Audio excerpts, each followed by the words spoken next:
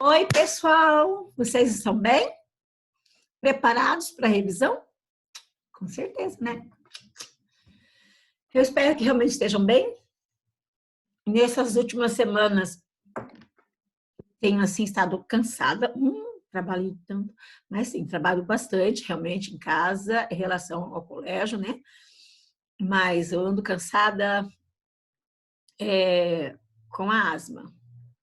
Ela ataca. Parece que só nos dias que eu vou fazer gravação, acho que é de ansiedade. Não gosto muito de estar expondo a minha pessoa, mas por vocês eu faço qualquer coisa. Correto. Vamos lá. Nessa semana vocês terão uma avaliação bastante significativa, como todas, né? Mas é com peso maior. Então, estou aqui para ajudá-los, ok? Em vez de PS que está aqui, olha, não é PS, era P1, ok? Vamos então. Quando se fala em economia continental, é óbvio que a gente que é pincelado, não falar detalhes sobre todos, não dá, a não ser que trabalhasse um por um, em todos os continentes, né? Uma pincelada em todos os continentes sobre a economia.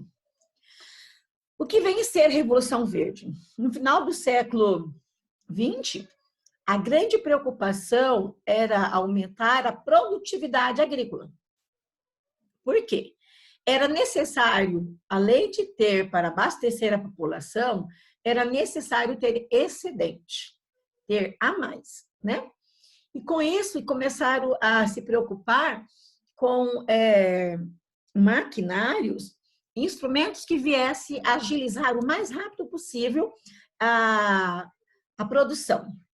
Então, quem tinha condições, compravam máquinas de todos os tipos. Como você está vendo aqui, ó, tem duas máquinas. Uma já está colhendo, tem impressão que é milho, e já está colocando no outro carro. Prontinho. Prontinha, minha netinha aparece, eu não resisto, né? A Pro não resiste. Apaixonada por vocês e por ela. A minha filha também. Ah, chega de falar, né? Ó, então, isso é inovação. É por isso que é importante as universidades eles trabalham sempre à parte com pesquisas científicas. Isso é excelente, porque através de pesquisas vai se testando, até que um produto chega a ser patenteado, pronto, e vamos para o mercado e essa marca é minha. Revolução Verde, essa grande escala que foi a Revolução Verde, chegou em grande escala e acabou realmente com parte do trabalho trabalho rural. Como assim, Pro? Houve o desemprego estrutural. O que é o desemprego estrutural? É aquele desemprego que o ser humano é substituído por máquinas, certo? O homem deixa lá de trabalhar, porque agora essas duas máquinas estão fazendo o trabalho do homem. Na época que a professora estava na fazenda, morava em fazenda, o meu pai tinha 15 empregados. Nós tínhamos que fazer comida para ter todos eles e levar 3 vezes ao dia para a fazenda. Meu pai só tinha um trator. Não era suficiente, né? Precisava alguém para plantar, o outro para carpir, e assim sucessivamente. Olha o gasto que se tem uma pessoa quando não tem máquina. Mas, a máquina é muito cara. Mas em 5 anos você pagou todos os seus maquinários. Se houver realmente compromisso com a produção, você paga rápido. E vale a pena, porque o lucro é muito maior. E quando se faz nos países desenvolvidos, mesmo no sub ou nos emergentes, quando tem uma fazenda com essa estrutura maquinária, eles plantam monocultura, ou seja, um tipo de produto só. Claro que você sabia, né? Se planta vários produtos, que produz? Planta milho, mandioca, arroz, algodão, planta-se feijão, soja. Isso é policultura. Quando se planta um, é mono. Então, a gente vai viajando aqui no Mato Grosso do Sul, quando você bate o olho, você vê um tipo de plantio só. Legal, longe. Ele chama-se monocultura. Normalmente de grãos, né? A Revolução Verde, ela trouxe vários fatores que contribuíram e contribuem até hoje para o aumento da produtividade e do capital, né? Foi algo bom? Sim, porque cresceu muito, né? O que nós estamos falando da produção, mas o fertilizante, o agrotóxicos, que foi também nesse período que investiram bastante, ele tem seus benefícios, mas também seus malefícios. Quais os malefícios, Pro?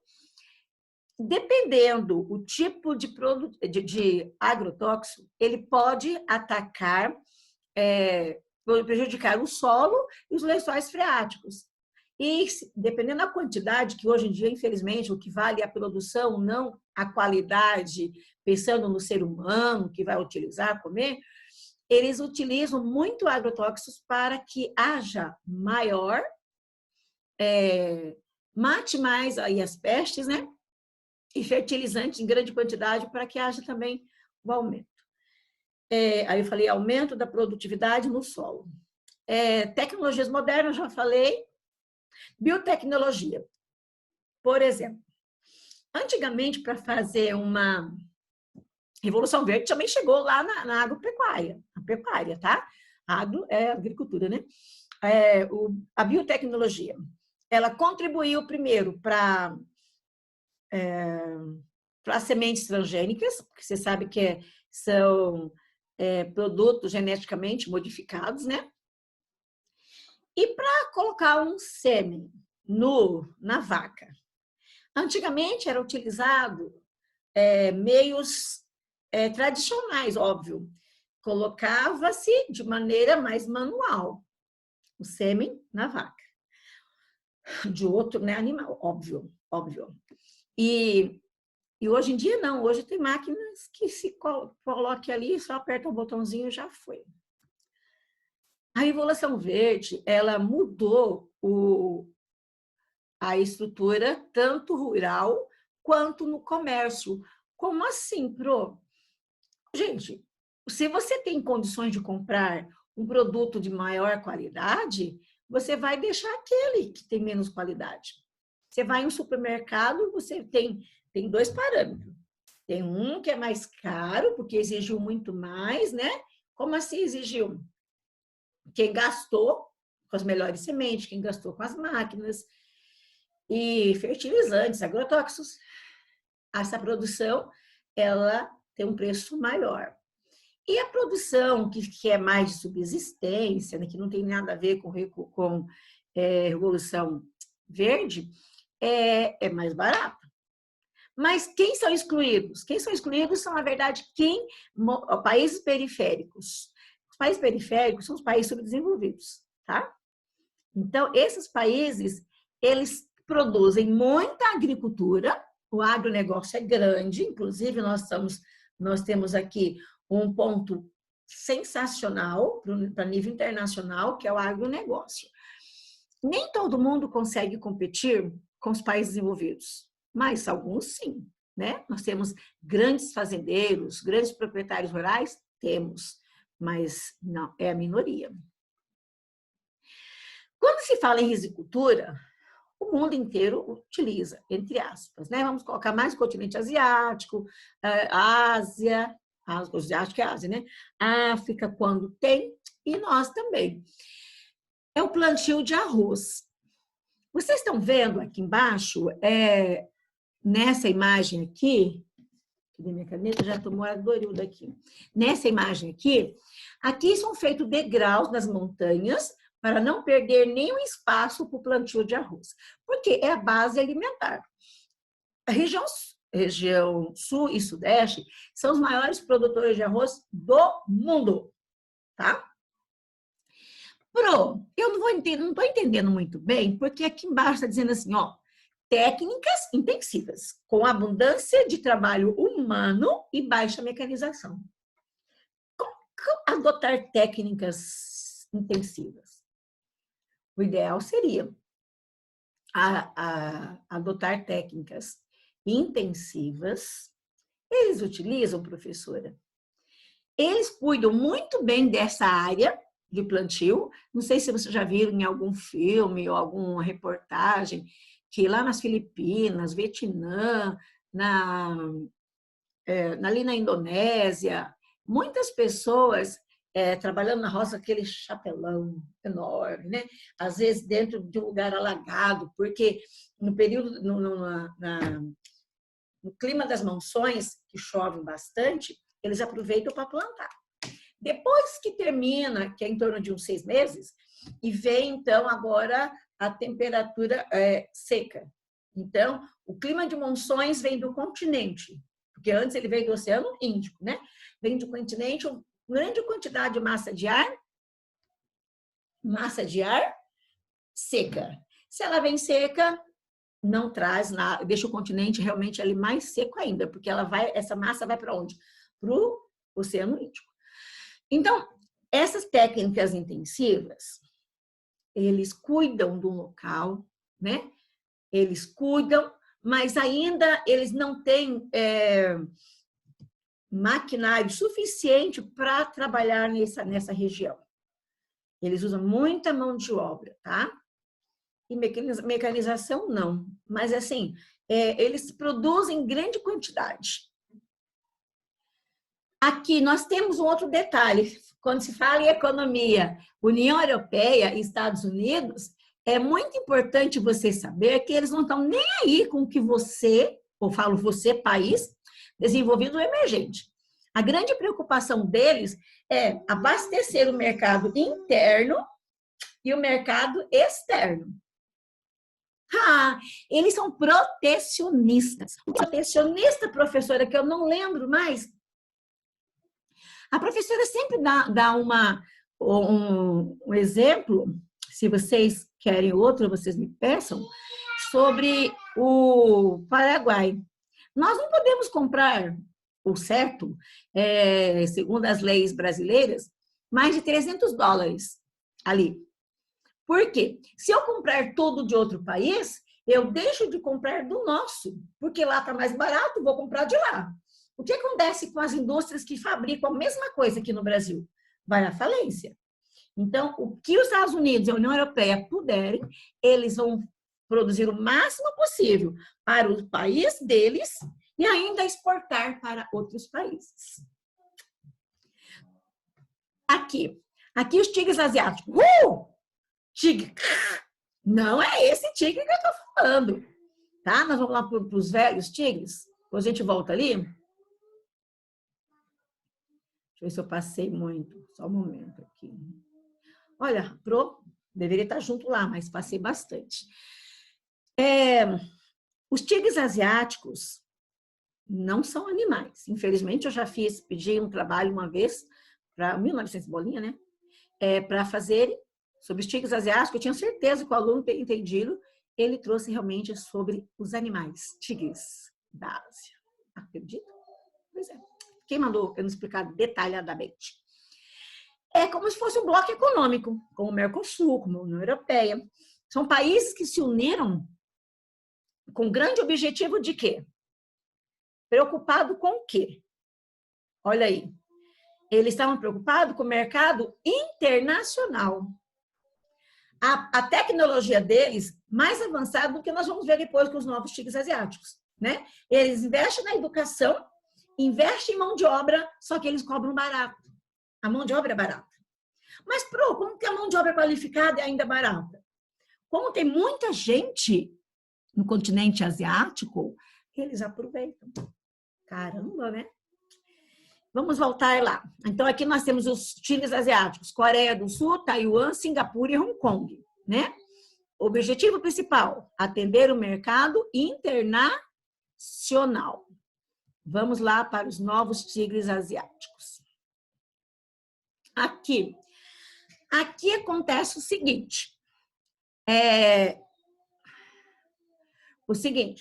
Os próximos agora que vêm, eles abriram, a gente vai falar um pouquinho mais lá na frente, eles abriram as portas para quem?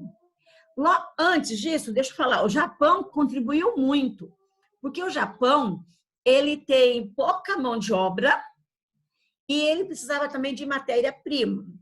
Ele investiu nos países que já foram citados, ele investiu em indústria e lá ele absorveu o maior capital que podia, né?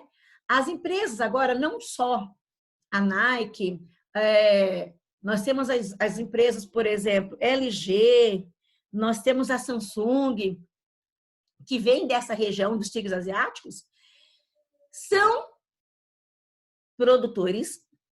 As empresas vão para lá por qual motivo? Mas, não poderia ficar nos Estados Unidos ou outro lugar? Poderiam. Por que não? Olha, a Nestlé, a Coca-Cola, tá vendo aí? Danone, são empresas multinacionais. Elas têm empresa, para quem não sabe que é multinacional, não lembra mais, ela está no seu país, né? No seu país, e ela também, ela vai produzir em outro país. Ou seja, essa é a matriz e essa é a filial. Mas ela vai estar em outro país. Mas, professora, qual a vantagem disso?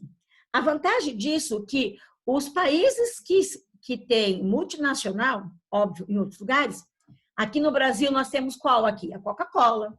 Aqui no nosso estado, na nossa região, nós temos a Coca-Cola, nós temos... Como que é o nome daquele supermercado ali do Shopping Campo Grande? Carrefour, minha filha, lembrou ali, que bom. Carrefour.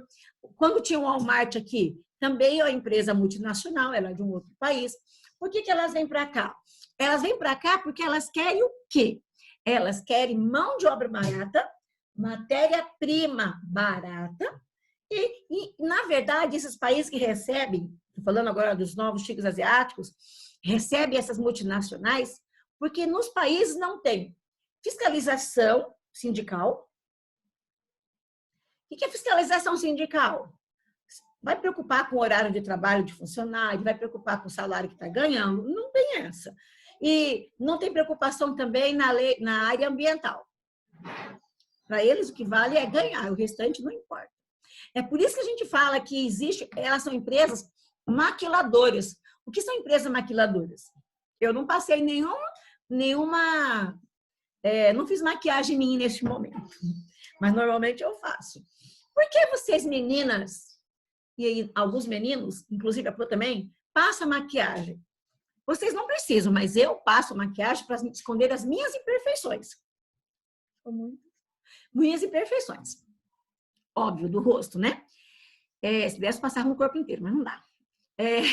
Então, a mesma coisa. A multinacional faz de conta que é boazinha. Vamos levar a empresa para lá, mas vamos aproveitar desse povo. Vamos usar a mão de obra em grande quantidade. Vamos pagar um pouquinho.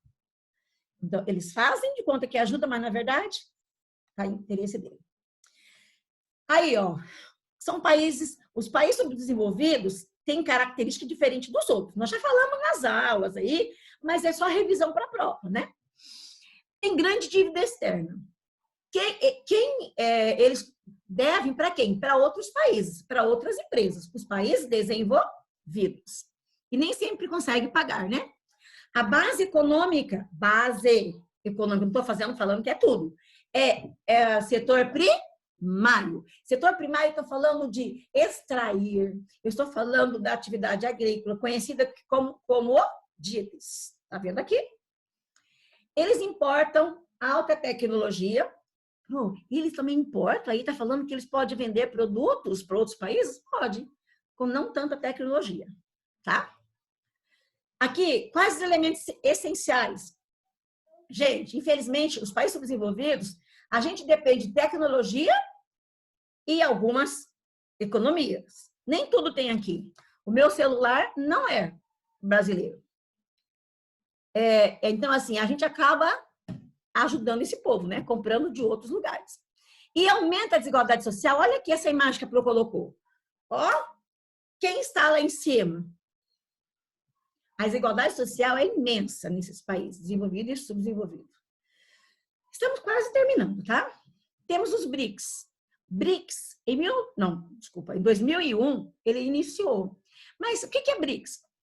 Isso aqui, na verdade, é a sigla desses países que a professora colocou aqui. E é bom que você saiba que aqui está o Brasil, eu estou olhando para cá, não para a câmera, ó.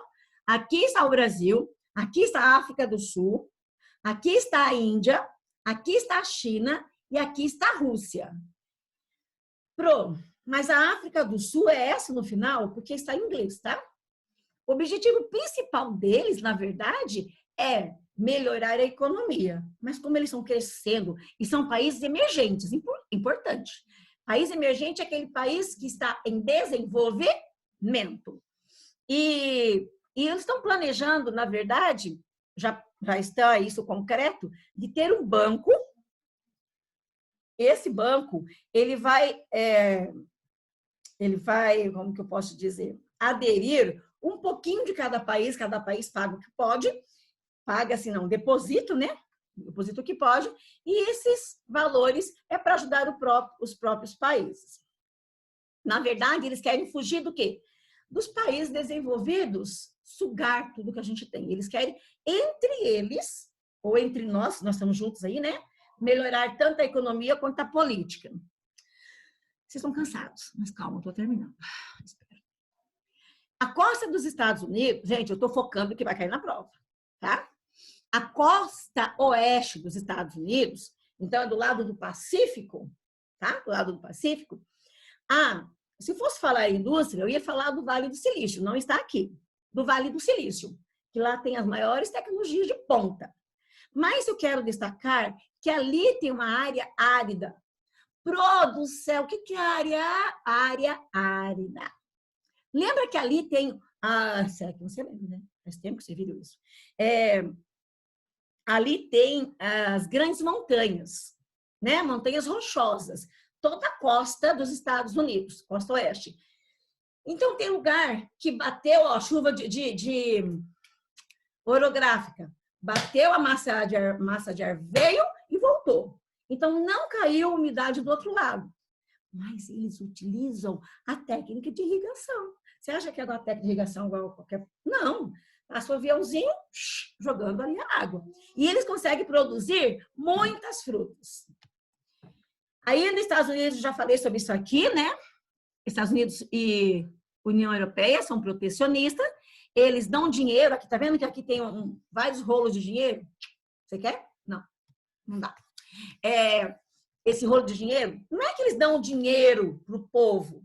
Eles fazem empréstimo. Vocês estão querendo fazer tal coisa, plantar tal coisa? Tá bom. Eu faço empréstimo com 2%. Daqui 5 anos você paga com 2%. O Brasil não tem condições de fazer isso. O Brasil, quebrado do jeito que está, mesmo antes, ele cobra uma taxa de 8% a 10% ao ano. Você acha que ele vai conseguir cobrar? Melhor, a pessoa, o empresário, o agricultor, vai querer fazer isso? Não tem depois como pagar. E se a produtividade não vier? Desculpa a expressão, danou, né? Vamos falar, ferrou. Né? Então, lá os países não ajudam muito para que não compre de nenhum lugar. Vou ser mais rápida, tá? Então, aqui, eu falei de monocultura, eu falei de plantio de larga escala, latifundiários, né? Em grande escala, bastante. Quando eu falo grande escala, eu estou falando uma fazenda enorme. Eles têm muita mão de obra, né, barata, cultiva esses produtos que estão aqui, mas produtos de maneira generalizada, tropicais. Em que regiões que eu estou falando? Continente africano, asiático e América Latina. Agora, se não me engano, tem só mais 2 ou 3, Sul e Sudeste Asiático. Foi o que a professora mostrou antes. Lembra lá que eu falei da agricultura de jardinagem? Essa daqui, ó. Trabalho braçal. Tudo inundado. Mas eles aproveitam para plantar. Não vou comentar mais isso, porque eu já falei. Um outro detalhe que na aula passada eu comentei, inclusive mostrei um mapa, que a Ásia, melhor, a China é tão boazinha. Está ajudando tanto a África como ela é boazinha. Mentira! É interesseira. O que ela faz? Ela vai lá, pega os minérios e petróleo deles. Pega o petróleo deles. Mas, professora, como que a África deixa? A África deixa porque eles estão investindo até nesse ano de 2015 até 2020, em estradas para transportar a mercadoria, em hospitais e em escolas. Em todos os países? Não, aqueles que eles exploram. Uma coisa importante que a China, apesar de ser parte socialista, na área econômica ela já inclui o capitalismo. Só que ela aqui, ó, mesmo ela sendo capitalista no lado econômico, na área aqui, ó, ela sobrepõe a extinção gradual das classes sociais. Ela não quer que tenha classe social. Porque quando a gente pode, a gente fala. Aqui nós estamos terminando, está mostrando a diferença de um sistema capitalista e socialista, nós já falamos sobre isso. Tem a burguesia e o proletariado. Quem é burguesia? Quem tem o poder total. Quem é proletariado? Eu. Quem é empregado? Ou seja, a gente obedece, a gente vende a força de trabalho. Eu estou vendendo agora a minha força de trabalho. E no final do mês eu recebo por isso, melhor, no início do mês. Certo? Troca de salário. O socialista, nós já falamos que isso aí é tudo utopia, ou seja, não é real, como o Karl Marx dizia, mas está aí.